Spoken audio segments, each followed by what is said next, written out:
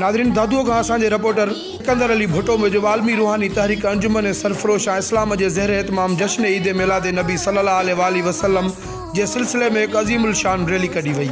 Rally की सदारत अंजुमन सरफरोश इस्लाम के सरपरस्त साहबजादा मुर्शिद करीम सैयद तिलत मोहम्मद गौर शाही करण फरमाई।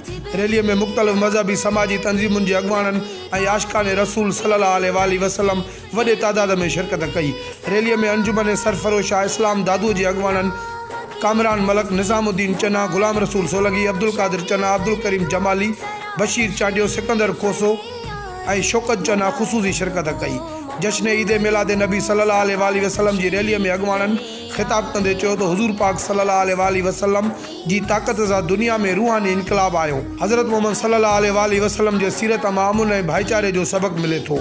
बे तरफ सीता रोड में असांजे रिपोर्टर आसिफ अली जावरी मूजिब 12 रबियुल अव्वल के हवाले से जुलूस सीता रोड का बर्द स्टेशन ग्राउंड ते सालाना जलसा जश्न ईद मिलाद नबी सल्लल्लाहु अलैहि वसल्लम जो अज़ीमुल शान प्रोग्राम मल्हायो वियो, जंहिंजी सदारत और निगरानी अलहाज क़िबला सैयद नसीर अहमद शाह बुखारी हुसैनी कई, जंहिंमें तमाम उलमा इकराम नात खां महबूब करीम सल्लल्लाहु अलैहि वसल्लम के आशिकन शिरकत कई।